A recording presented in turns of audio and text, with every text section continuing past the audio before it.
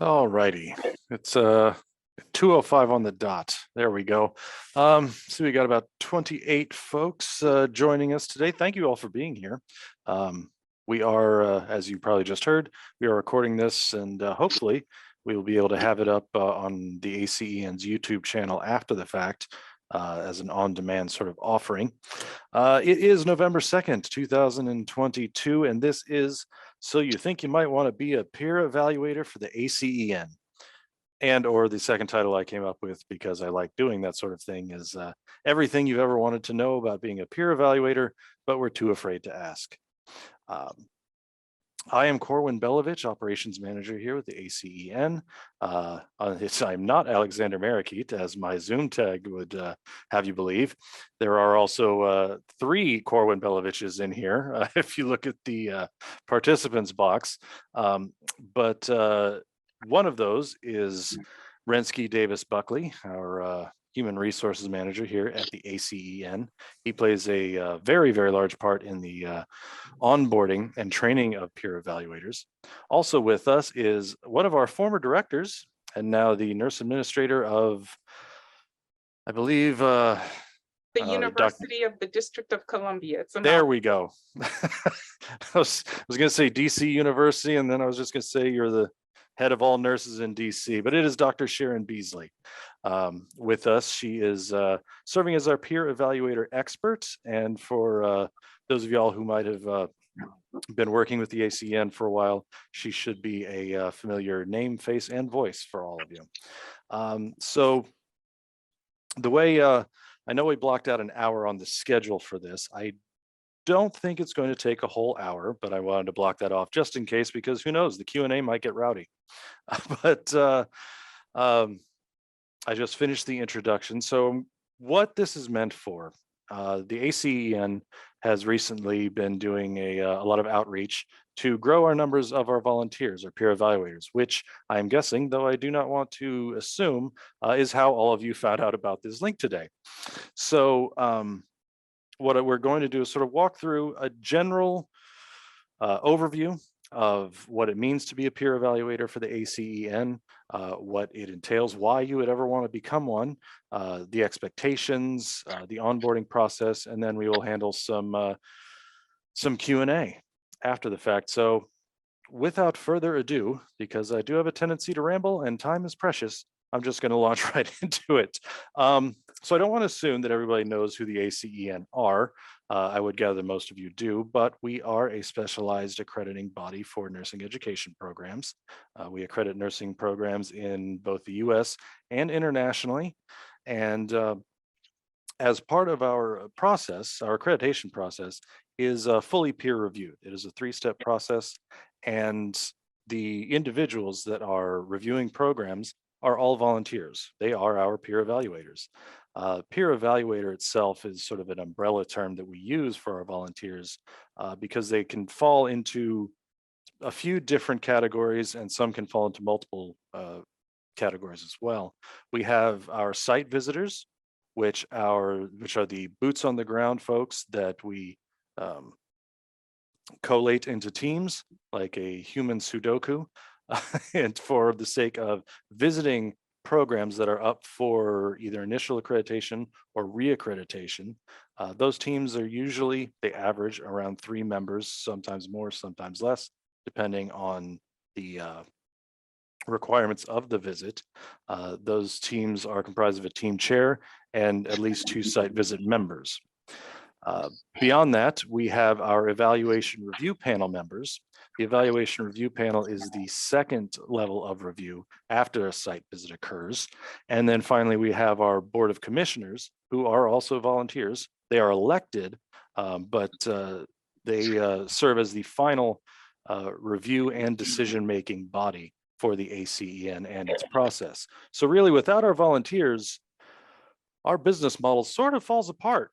So y'all, our volunteers and peer evaluators are super, super important and very, very much valued by our organization. I'm going to pause since I realized I probably didn't breathe there. Also, as we go on, if you have any questions, You can either reserve them to the end or feel free to type them into the chat section so that we can address them chronologically when we finally get around to that. All right, so I touched on a little bit about what a peer evaluator is. Like I said, they are a volunteer force that help. They run the well, they don't run the site visit process, but they are an integral part. Without them, we can't do site visits. We can't review programs. So I guess the first question I'll address is why become a peer evaluator? You know, ye old what's in it for me question. And there are a lot of benefits. You get to observe practices in other nursing programs that you could bring back and that will benefit your program.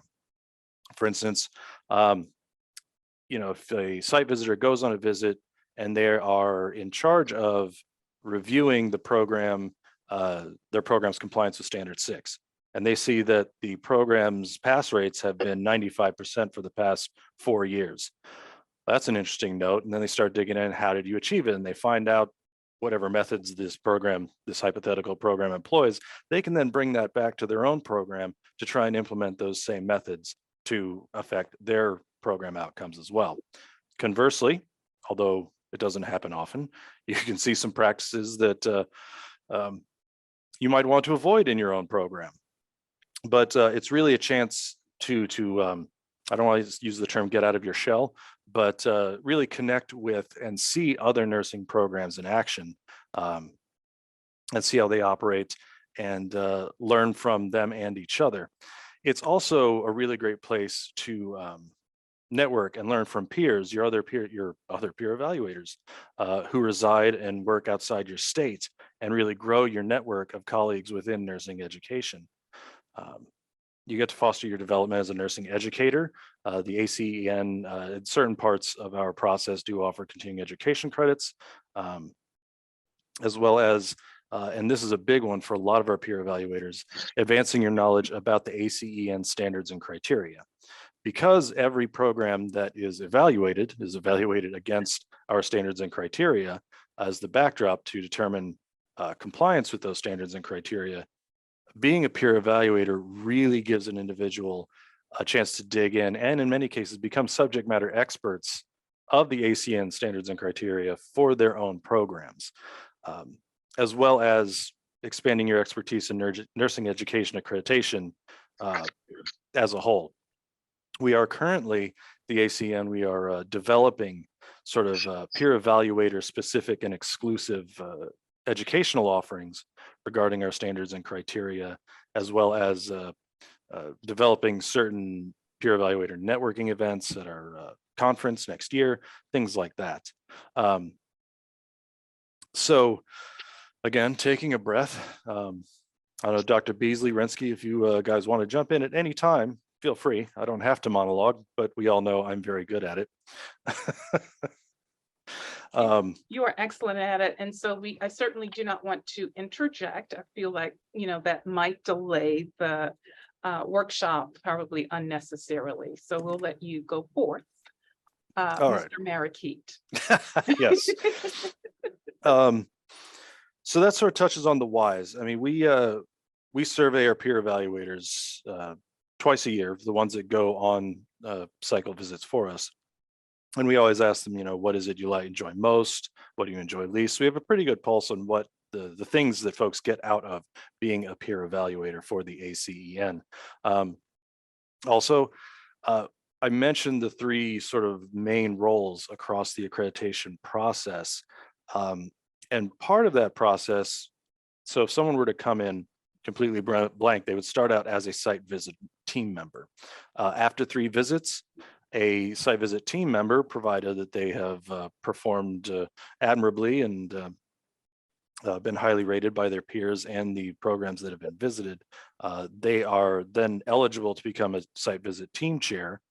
After 3 visits as a team chair, they are eligible to become nominated. It's a little convoluted process, I grant you, but they're eligible to become nominated to serve on the evaluation review panel. And additionally, at any time, because we have board elections every year, any you don't have to be a peer evaluator to be nominated and voted to the board. But as we have found, especially someone wanting to serve on our board, having been a peer evaluator does come in handy, as it gives you sort of a more robust understanding of what we do, how we do it, and the standards and criteria that we use. But with that, who can become a peer evaluator? We do have certain eligibility requirements, and although they're not super stringent, they do exist. In terms of a educational level, pretty much across the board, we request a graduate degree with a major in nursing or a related field from an accredited college and or university. And that goes for both our nurse educators and clinicians, which sometimes, nurse educators can be clinicians, they can work in clinical environments. So we have a couple different banks to draw from. We use the phrase nurse clinician to indicate a nurse and or former nurse educator that is currently working in purely clinical environments, as opposed to what the majority of our constituents and peer evaluators would be, who are currently working either faculty or leading in a nursing education program. There are some experiential qualifications, as you might expect. And also everything I'm saying, by the way, is on our website. And again, we are recording this, so if you're worried about forgetting anything or needing to take furious notes, it's quite all right. We have all the resources available to you. Like I said, for a nurse educator, currently holding a full-time faculty, part-time faculty, or administrative appointment in an ACEN accredited program, that is one of the things that we are, outside of being a pure clinician and working only in a clinical environment. In order to be a peer evaluator for the ACEN, you have to be associated and or employed with an ACEN accredited program. You don't have to be leading the program, but it does have to be fully accredited by us. If your program is currently eligible or in candidacy status, then in terms of eligibility, you'd have to wait until that program is accredited. I'm not going to read through all of the experiential qualifications because they are, well, I'm trying to get through this quickly. And while there are only 4 or 5, me sitting here reading things isn't the most compelling viewing, but we have a few. Most folks, when they apply, most folks do meet those eligibility requirements. Like I said, if you're in a program, a nursing program that is not ACEN accredited, unfortunately, that wouldn't be okay unless you were, like I said, working in a clinical environment as well, or only in a clinical environment. So there are a lot of particular ways to peel that potato. But moving on, taking a breath again, trying to save some time because time is precious.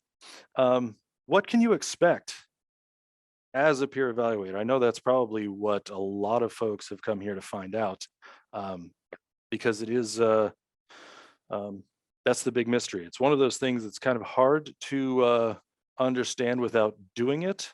I am not a peer evaluator myself, but I can speak to certain expectations and what you can expect. So once a peer evaluator, or once someone becomes a peer evaluator and they go through the training with the ACEN, then our wonderful volunteer services team, which I think one of them might be on this meeting, I'm not sure, but they will work diligently to place you on a site visit.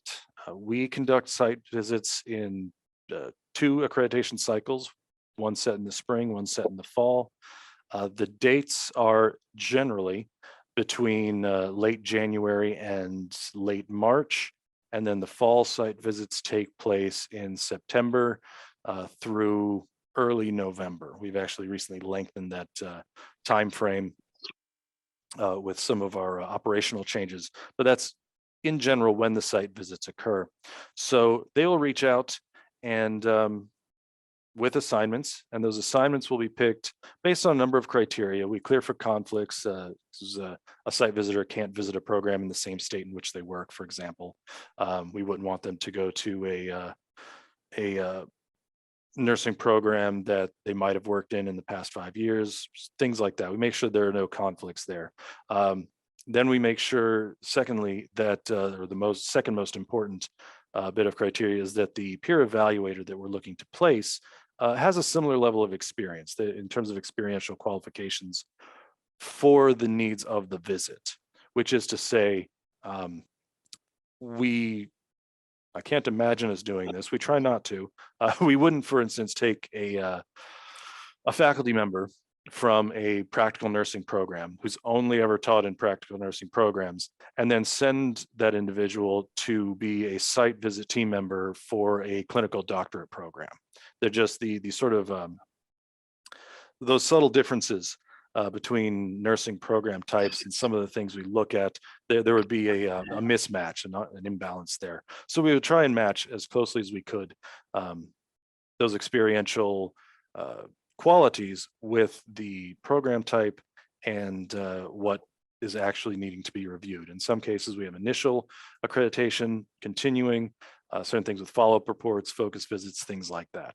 We do always strive to have at least one and hopefully two experienced site visit team members on a team with someone who might be brand new to a site visit, because we really like to encourage the collegiality and the peer mentoring as part of the peer evaluator process. It's all part of that networking and getting to become more familiar with how the ACEN does things.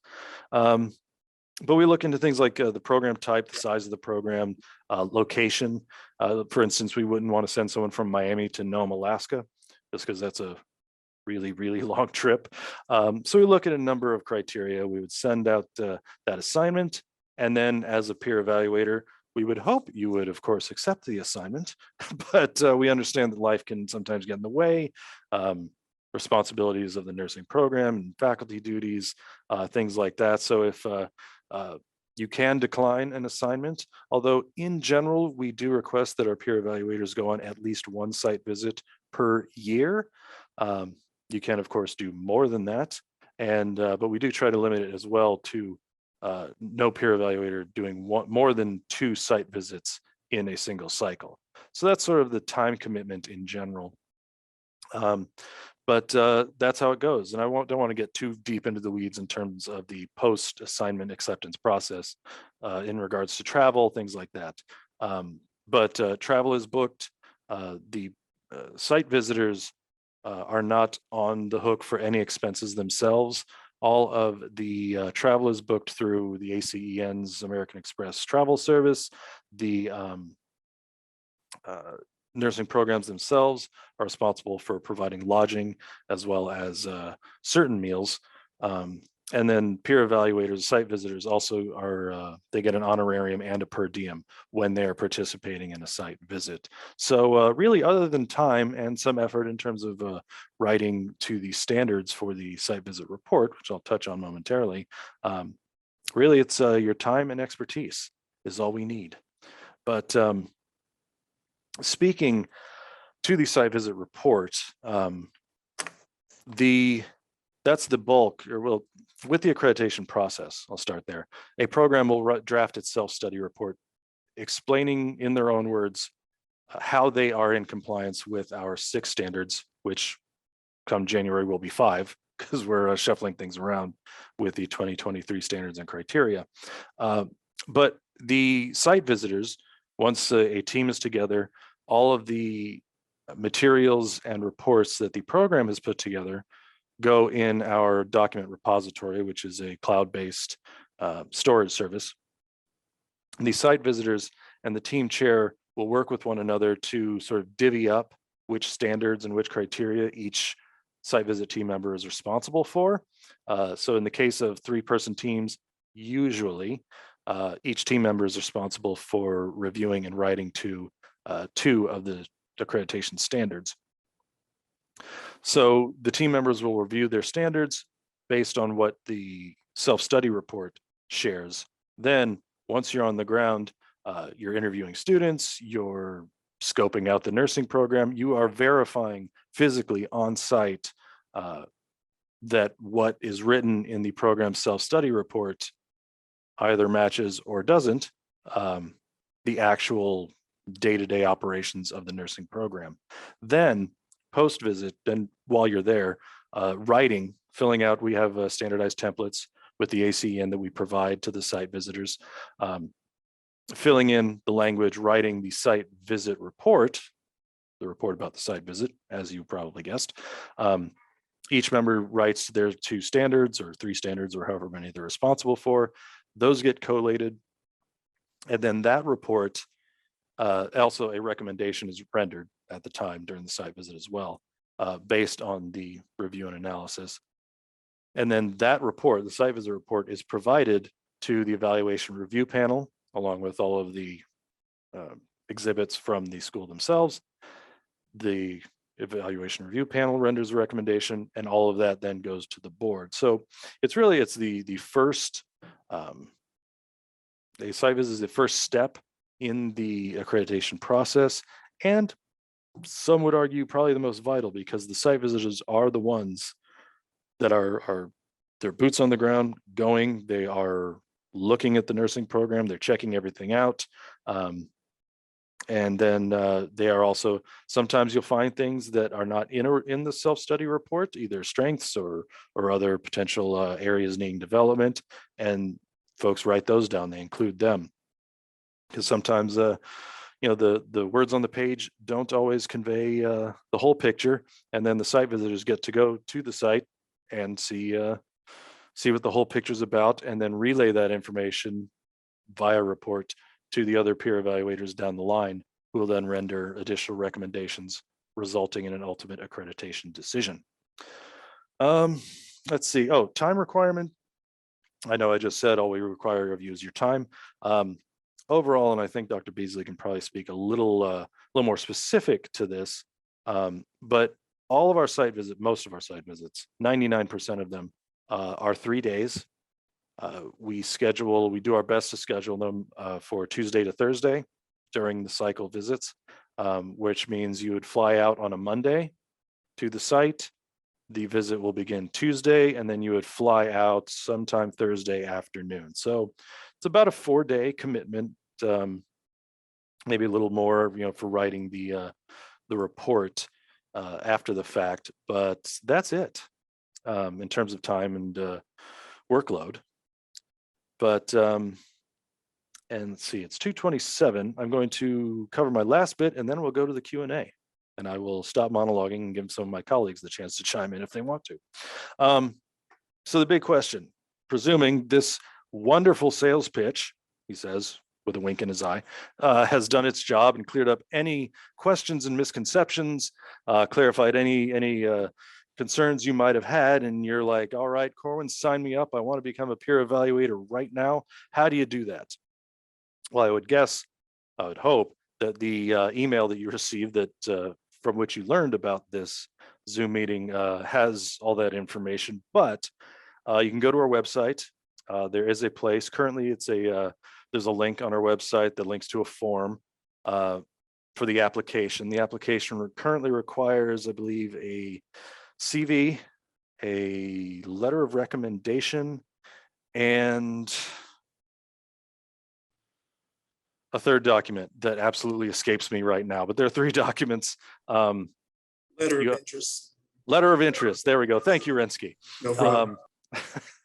So those 3 documents, fill out a small form, click submit, and it comes to the ACEN.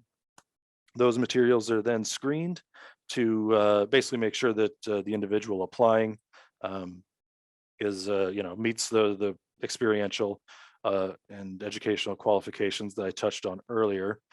Presuming everything's good and they have all of their the documents that they need, they then I believe they are reached out to by Rensky.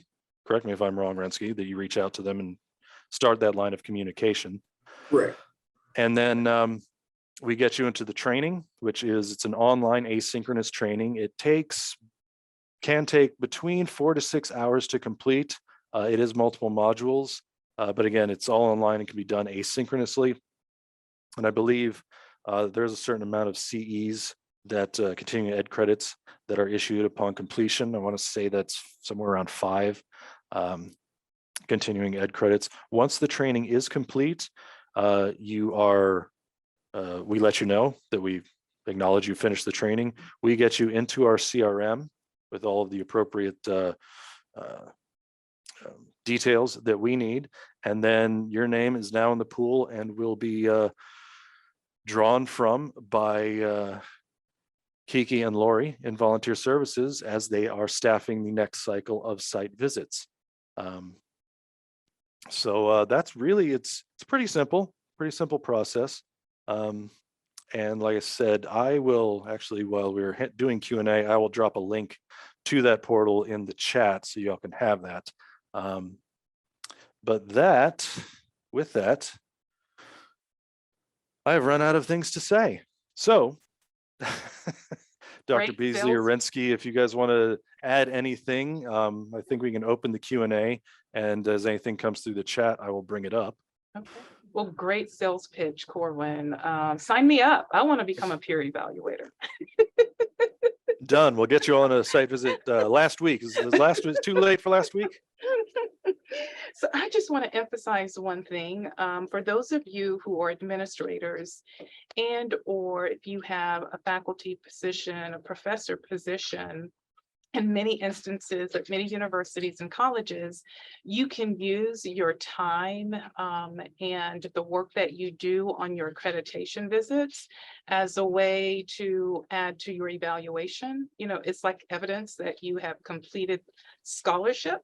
It's also, if you're an administrator, it can be used also in terms of your evaluation. You know, many evaluations have that exceeding expectations, you know, so this would be something above and beyond that you would typically do for the university or the community. So this could go under the exceeding column, you know, or evidence that you can use. So also consider that as benefits for, you know, for you.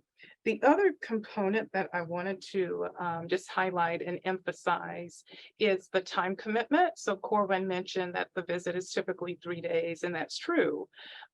We want our peer evaluators to start reviewing the program's documents and self-study report actually approximately 6 to 4 weeks prior to the visit. Because right around week 4, you actually want to sit down and start writing your components of the site visitors report, because the reality is you really do not know which additional pieces of evidence and documents and, you know, some of the additional components that you may need to see to determine the program's compliance until you start writing. Because it's not until you start writing that you figure out, oh, I have holes, I still need this, I can't find this, where is this? So it's the writing that often helps us identify some of the additional documents that we need. So it's a time commitment in terms of being on the site visit, but because now we require the programs to submit all of their evidence into the document repository 6 weeks prior to the visit, you have all of that information prior to the visit. So the 3 days should be spent basically with the program verifying, clarifying, and amplifying the information that you already read, and then also your draft of your sections of the site visitors report. So I just wanted to throw that in there in terms of time commitments, because it doesn't start with travel. It actually starts about 6 weeks prior to the visit. I just want to be transparent with everybody. But sign up today. It's very rewarding. I think Corwyn has already mentioned that you get to see how other programs demonstrate compliance. The criteria are written in a way that, you know, they're very broad. And so there are many ways to demonstrate compliance. And what we do not do is tell programs you have to do it this way. We don't do that. The visits are very collegial. We go in as professionals professionals. We go in as peers, and we're very collegial. We never terrify the the programs. I know some people celebrated Halloween on Monday, but we don't go in with our Halloween face and costumes and all that stuff. We go in just being really collegial, and our goal really is to clarify the information. The goal, your goal as a peer evaluator, is to tell the program story with accuracy. That's all you want to do. You want to write a report that is accurate. So focus on accuracy, but I'm assuming I'm going to be on site visits with you all probably in spring and then fall of next year. Is that right? Corwyn, are you getting any takers? I mean, I hope so. I want Rinsky to be flooded with applications to have to go through over the weekend. I will say, so also thank you, Sharon, for sharing that. I did sort of gloss over that whole 6-week prep time because I didn't think about it. I sort of forget that that is part of the process, even though I have to help operationally with making sure that the programs get their stuff in. I do want to highlight, I've gotten a couple questions in the chat about timing. And so I'm going to sort of paraphrase a couple questions that have come in. Once accepted, or once as you know, you've put in your application's been accepted, and you are enrolled in training and finished training, how long generally does it or can it take before you are given an assignment? That's a great question. The truest answer, and anyone who knows me knows that I give this answer a lot because I tend to look at all sides, is it depends. With that said, we do try and make sure that every site visit team has at least one brand new member on it every cycle. What that can end up looking like, those, I mean, we have 120 visits a cycle. So I don't want to promise anything that might get me in trouble because we're recording this, but we do our best. It might be one cycle, might be 2 cycles. It sort of depends. We always encourage folks who might have already done the training and haven't heard, definitely please reach out to us because we would love to place you. We have also since in the past year, we've stopped sending out availability requests from our peer evaluators, which is just an operational decision to sort of streamline things. But we absolutely, we recommend and encourage reaching out to us. You can either reach out to, you can give our main line a call, 404-975-5000, and ask to talk with someone in volunteer services. We also have a specific email address. It's sitevisit@acenursing.org. You can reach out there as well, because we do have a large pool. I think in total, the current peer evaluators that we have about 500 to 600. So, you know, the truth is not everyone's going to get picked every time. Like I said, we do ask that everyone do at least one a year, but sometimes that doesn't happen. People get busy. Sometimes we just get a whole cycle, and the timing just doesn't work out. I do know, and I can't speak to spring 23 specifically. I do know we are still slotting and creating assignments for teams and team members. Fall 23 site visits, we're going to start that staffing process probably in early January. And then it will go on from there. So for instance, the spring 24, we're going to start doing those assignments probably summer of next year, because we are trying to get as ahead as possible. But it can take 1 to 2 cycles in general, maybe, before you get an assignment from us. But we do, like I said, we recommend and encourage communicating with us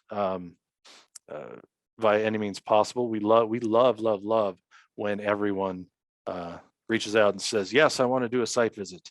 Also, when it comes to assignments, one thing I should point out is, even though I mentioned earlier that you can always decline a site visit assignment, we like to work with folks. Our assignments, when we send them out, they're not set in stone. It's not like a one or done thing where if you decline it and we wash our hands. We like to work with people. We like to accommodate their schedules. We want to make sure as best as we can that given the needs of our programs and the needs of our peer evaluators and their schedules are a perfect match. So there's a lot of communication that goes back and forth between the ACE and our peer evaluators to make those assignments work for them and also get them engaged and on board with the process. So I hope that answered a little bit about the sort of timing questions. Let's see, can I type that contact information? Yes, I can. That's a good question. I will do that now. Hello, everyone. It's Kiki. I'm actually typing it now. So Corwyn, if you want to continue on, I'll get that information for everyone. It's Kiki Ojo, our one of our two amazing volunteer services coordinators, or along with Lori Sharp, who y'all might be familiar with. Lori has been here a while. And they are the ones that will be reaching out when it comes time for assignments. So I would say if anyone here feels like they might have been lost in the shuffle and don't understand why, definitely reach out. We have, over the past 4 or so months, we discovered that we weren't keeping up with some of our records as assiduously as we should have been vis-a-vis some of our the peer evaluator applications, as well as just our peer evaluator roll sheets, which we have done a great deal of cleanup on. The cleanup effort is not finished yet, but it will be finished come the end of November. And then everything will be right where it should have been. But does anybody have any other questions about site visit process, onboarding, what it's like to work with the ACEN as a volunteer? Feel free to put them in chat. It's 2:41 right now. I'll say we could probably give it 5 minutes, see if anybody has any questions. Not to cut it off. We can go as long as we want to because we're adults. But I also don't want to sort of sit here if we've all gotten everything we've needed. So. And that's Kiki putting in contact information now into the chat. Rensky, do you have anything to add? That was me adding that if any individual feel that they have been missed, you'll see where it says to send your inquiry to pe-nomination@acen.org. When you submit it, please give us time as we're usually getting a large group of them in, as well as cleaning up. So we may take between 3 weeks to get your application all reviewed and respond back to you. And hopefully we can get you there and get you in training quickly as you complete that and get you on the site team. And I am putting into chat, it's the portal for submitting an application. Actually, I will also include, I'll just include the section of our website that covers everything about peer evaluators. Resources for peer evaluators, there we go. All right, so that's the sales pitch in a nutshell. If anybody has any questions at any time, feel free to use the contact information that is in chat. We are here to help answer any questions, set your mind at ease, get you on board and working with us. And as we sell all of our constituent programs, we are your supportive partner. And it goes doubly so for our peer evaluators, because as I mentioned in the beginning, without our volunteers, we wouldn't exist. Literally, we couldn't do what we do without you. So, yeah, that's all I got. Corwyn. Yes. I'd like to say to each person, please, if you wish to become a peer evaluator and you have other people at your programs, please encourage them to become a peer evaluator. We would love to have more than one program.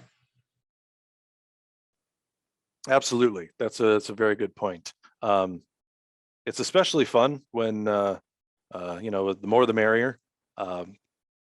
But one thing we have found, I don't know if I touched on this, is when it came to the benefits, but when there are more peer evaluators from a particular program, that doubles their understanding of the standards and criteria when it comes time for their own accreditation site visit. That what we have shown is that it can result, and in most cases it does, but I don't want to make anything that sounds like a guarantee. But it can result in a much lower number of or areas found in non-compliance with our standards and criteria, and in some cases a lot lower areas needing development. Again, we've got the 23 standards and criteria coming out next year, so I don't have any data on that, but it makes a certain sense when you think as more people become subject matter experts in the ACEN's accreditation process for their program, their own accreditation process gets easier.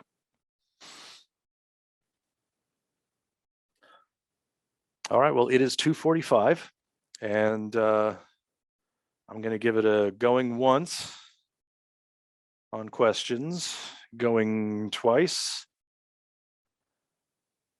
and that's 3. So I think we are good here. Again, thank you all for coming. This would have been I'm an only child, so I can talk to a wall, but it's would have been far less entertaining without all of you here to at least pretend like you're enjoying my monologuing.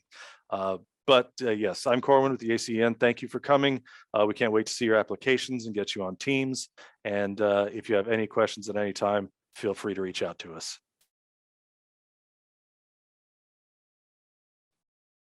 Bye. Bye, Dr. Beasley. Bye, Team ACEN. I miss you guys. Bye, Rinsky. Bye, Kiki. Bye, Corwyn. Bye. Bye.